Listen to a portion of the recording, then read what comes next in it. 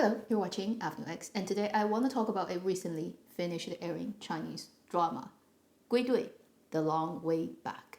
This is a 34 episodes drama that aired on August the 25th.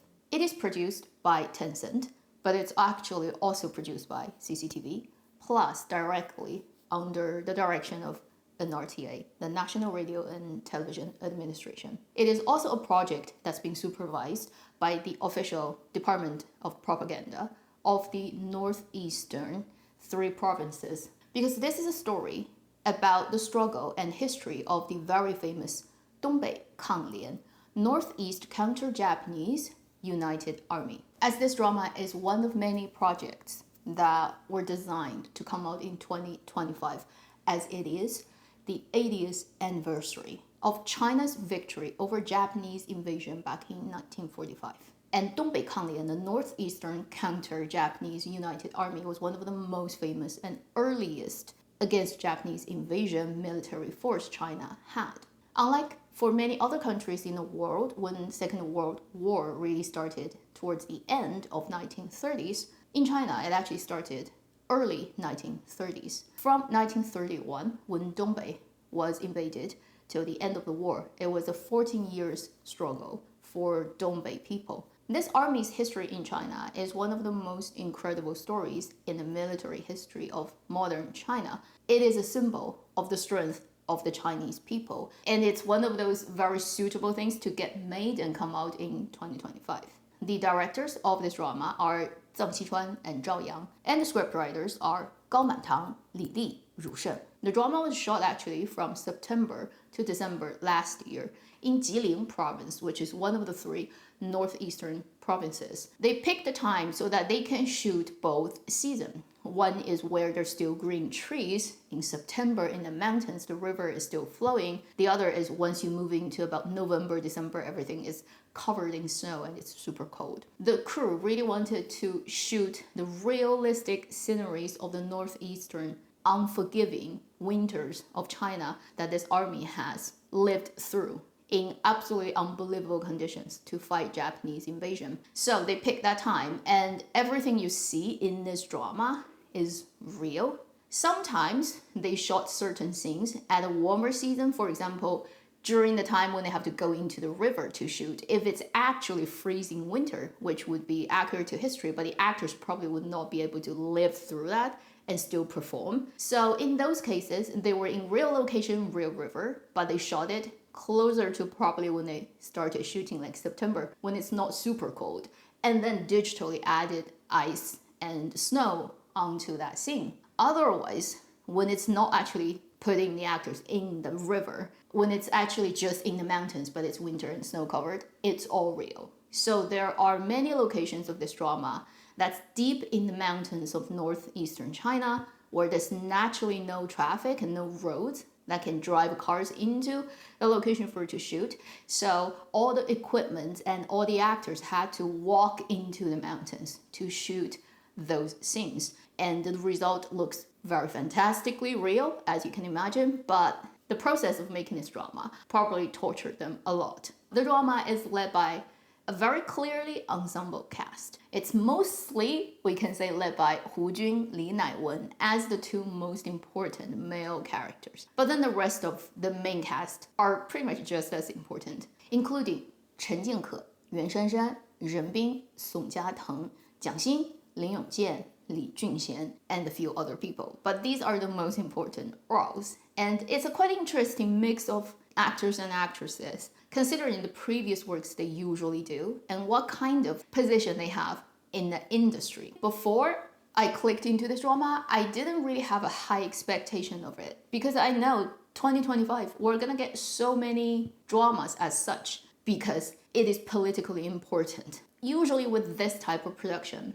it may just sound a little bit too slogan shouting, too proper, and too sometimes trying to do its political task that it doesn't respect as a narrative, as a storytelling piece, what makes best sense. But this drama is surprisingly not like that at all. The title 归队 means going back to your team, returning to your team, as this is a very almost road movie-like drama about different characters on their different roads, and they're all trying to go back to the team.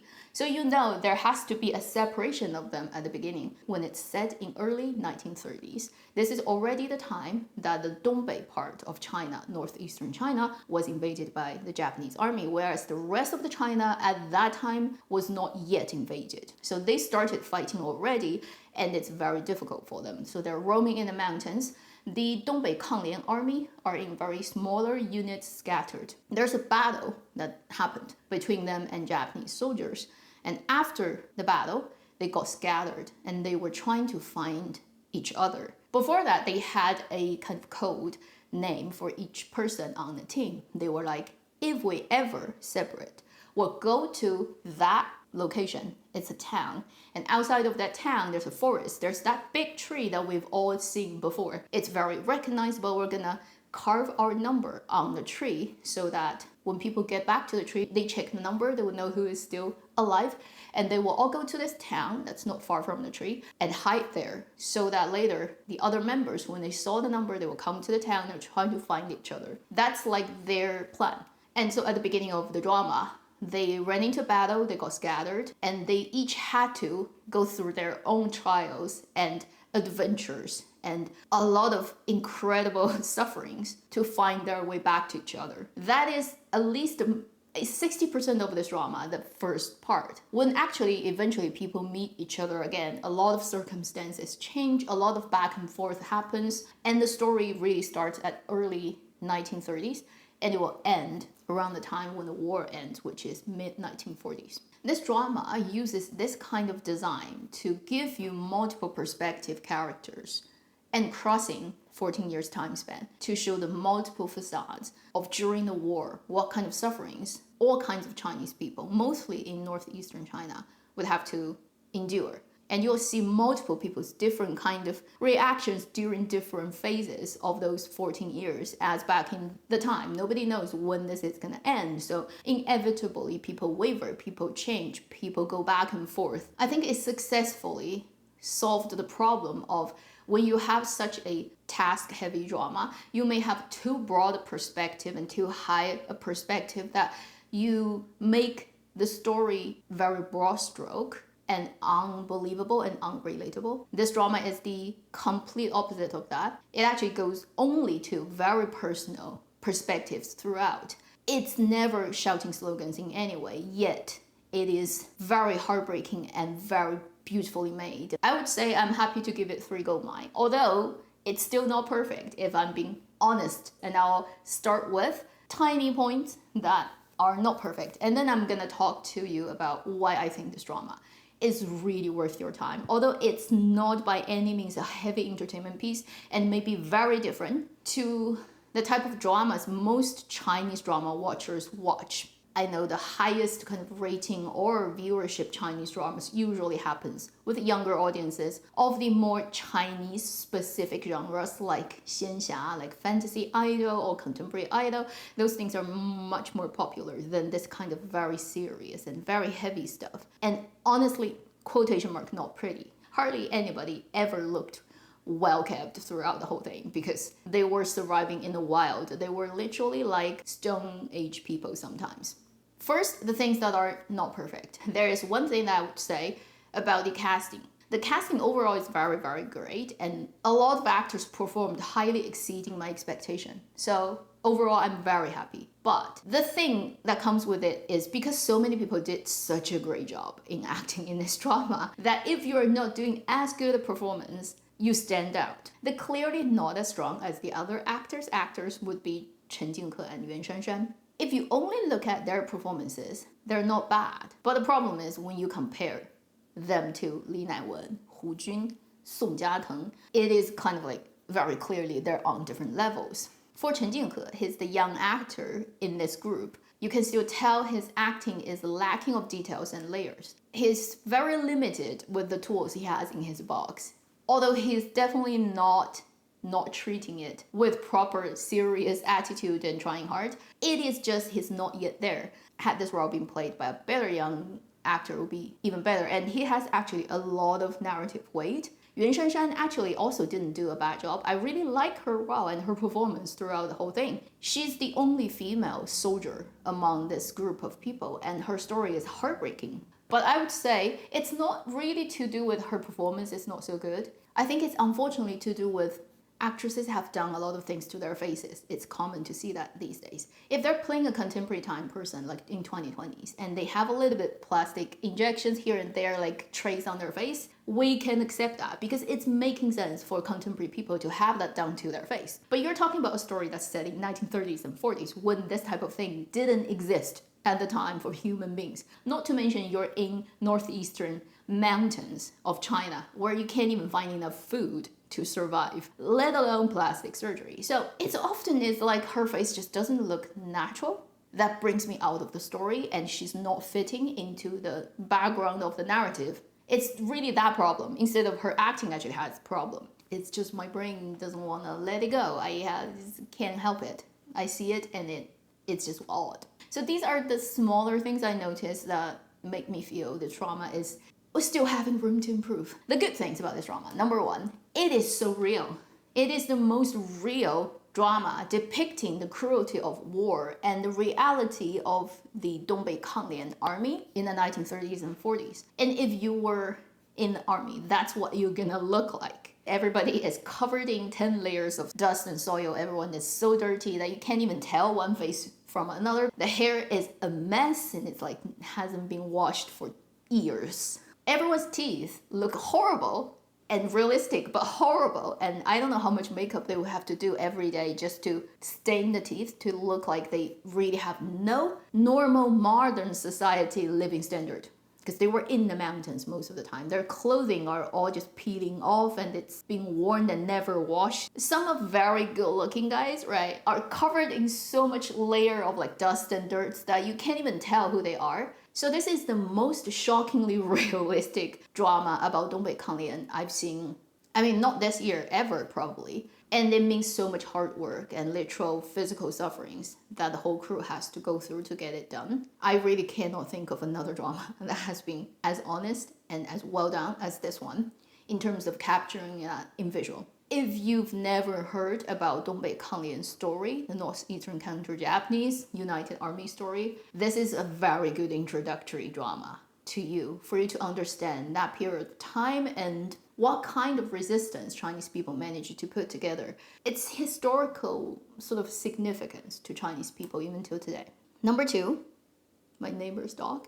I kind of already mentioned that, but now I will just emphasize that again. This is, like I said, surprisingly not the type of big perspective and make me worry about political message quite strong drama. It is surprisingly very personal. It actually opens up a lot of narrative, storytelling possibilities. It's like multiple road movies of multiple characters crammed into one. Every character is written and performed to such a personal, detailed, believable level that actually most of the time, although it sounds really weird and people were like in such difficult situations in this drama 99% of the time, it's really fun and engaging as a dramatic story. There's actually never lack of bantering and lack of comedy going on when life and death threat is always there, whether when they are together as a team and helping each other or whether they get separated and then they go on different adventures and meeting new people and have new adventures. It is just surprisingly watchable. It's highly dramatically interesting. Story-wise, it's very engaging. Once you start the story, you really want to know what happens next. It's always grounded to that specific person in the story. So it creates this really narratively highly engaging dynamic group of people united together, but yet they by no means are the same person. They're like completely different. And I had so much fun watching it, surprisingly, with this kind of very doom and gloom background of the story and the fact that you know most of the characters would not survive till the end. Yet while you're watching it, you feel this lively and bubbly human spirit energy is always present. And this drama did a really good job of doing that. So highly individualized stories, very interesting plot, almost like an adventure story of multiple people. That's what this story reads like. And I'm pretty sure at least the first half of the drama, once you start, you're not gonna be able to stop because you just end up being so curious about what happens to this person, that person, that person. Now they're in this situation. It's like, oh, okay, I didn't see that coming. Now what? And everybody is like constantly, now what? Another point I would say is I've kind of already praised all the main cast, and these names are quite well known, so you've seen them in other dramas. You know these actors are really, really good. I would here only emphasize on a few people. Ren Bing. This is the actor that I totally didn't expect he'd show up in this drama. Because previously he was in a lot of contemporary dramas playing the typical 渣男 character. It's almost like unbelievable that now he's in this kind of drama and yet he's so fitting and you don't feel weird at all. Li Junxian also was previously mostly in idol dramas. Whether it's in Joy of Life or even earlier when he was in the Huang Jingyu drama where they are foxes, you know, he's one of the fox. Again, shocked that he is in this drama and playing a role that somehow just fits him so well. I totally didn't expect it would just flow so well, but he's like one of the most beloved character, I think, if you watch the drama, by most of the audiences. And then another actor I also have to mention is Song Jiateng. This actor who's in so many dramas, who tends to play the type of golden supporting role. It's like not because he's handsome, he clearly is not, but because he's such a great actor. Whether it's back in the days of Crossfire, the Lu Han-led drama where it's gaming, or the more recent This Thriving Land, or this one. This is truly, right now, working in China, one of the best golden supporting role actor we have. I'm not saying people like Hu Jun and Li Naiwen are not doing a good job. They are very good actors. You always can trust them to do great performances. And they are very typical, let's say, main lead actor material. Song Jiateng is clearly the supporting character material, but he's so good. I'm just like, when he's there, right, he steals the show. And if he's in that scene, it's his scene, right? Always is his because he's that good. And I just love his performance and his role is really interesting. And the other thing that's really, really unusual is although people are so dirty and they don't have white teeth and they're like dressed in this unflattering clothing 99% of the time because the cotton jackets are like really not good looking, and no matter what you do with it, you can't talk about tailorship and shape and any of that. No, it's literally just trying to keep you warm and not dying in minus 30 degree when you can't afford leather or fur or any of that. So nobody looks good, handsome, right? Well tailored, none of that. Well groomed, no. Everyone looks like they just climbed out of a burial ground. But surprisingly, actors like Li Junxian and Ren Bing still look really, really hot. Even when they don't have the best haircut, they're completely dirty, their clothing looks like baggy and yeah, it's like they're not posh, but they're hot. At least for the first, like, say 15 episodes when I was watching, I constantly got distracted. I was like, wow, he looks so good. That's a handsome guy. Although he's like that, he's still like really attractive. Somehow this drama made all those completely buried in dust and dirt people look really hot. I know it's weird, but when you watch a drama, you definitely will agree with me, trust me. One of the motivation for me to keep watching this drama is like, I want to know what happens to that handsome guy, although he looks like shit right now. It feels like a little bit improper to be so in this kind of serious themed drama, but I can't help it. If just for the fact of looking at really good looking people somehow completely dressed down, whether that can still be attractive, you should test out this drama and see if it works on you. The final thing I would say is I'm so happy this drama got made by this crew and these actors. There's extensive interviews after the drama. When you watch it on Tencent, it has like special features after the whole drama aired, like different clips of interviewing the most important actors in this drama. Each of them would talk about how they deal with the shooting of the drama, what they think about their roles, and what's the point of this project.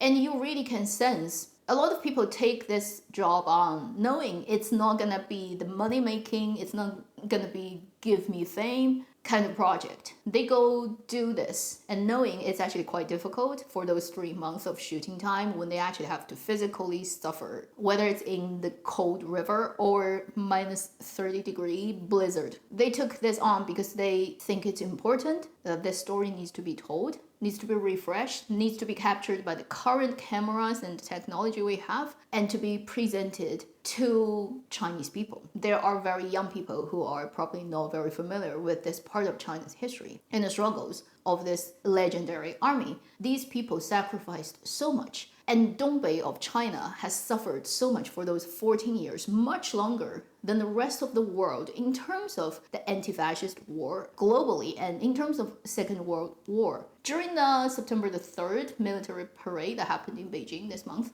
there was this one shot, I think it's totally intentionally done, when different formulation of the army's people walk past Tiananmen, and there's this 战旗方队, which is the war flag that's being held by the trucks and passing. And those flags, each of them has the very famous armies back then in China during the war against Japanese invasion. And the flag that's closest to the camera and got the biggest exposure and longest shot, it's almost like 20 seconds on that flag, and the camera was following that. That was the flag of the Yang Jingyu Army branch, which is the very famous general of Dongbei Kanlian, the Northeast Counter-Japanese United Army, the most famous figure in the army. And his story is very well known to Chinese people even till today, and he gets taught in history book as the spirit, the symbol of this army. Before he died, he was sort of surrounded by Japanese in the snowy mountain of northeastern China, and he was already kind of cut off from everybody else for days. When he eventually got killed by the Japanese army, they actually dissected him, and they cut open his stomach and found there's no food in it because he's been trapped for days and it's winter, there's nothing to eat. So in his stomach left over was tree barks, was the filling, the cotton filling of his jacket. So that's well recorded in history and one of the most well-known figure. During that parade, that flag was like on camera for 20 seconds. Clearly, it's trying to remind people that the purpose of that parade, most importantly, is to show after 80 years what has happened to Chinese army, how far we've gotten, and to remember how difficult it was to get that victory. This is the drama that's actually talking about that army. Although all the characters are fictional, it's not talking about any specific historically real characters. You don't see them on camera. But in the plot, you will see them get referred to. And certain things would happen, and the characters in the drama would have some reaction to these real historical figures. I think this type of drama is really valuable to be made in 2020s when we live in a world that is still localized warfares are going on all the time. In many places, people are more divided than they are united. And also, I think overall, the more popular value that the world currently believes in is the highly individualized individualism, your own personal pursuit, everyone for their own good. It's kind of naive to believe in a rhetoric of uniting people together, having a shared goal and a perspective and the spirit of putting everyone's effort together to get something great and difficult done. It's becoming less and less possible, almost less and less fashionable, and people become very skeptical about these things. And I think this type of drama needs to exist to remind people the history that we've, as a collective species, have lived through. And for Chinese people also to remember that this wasn't too long ago.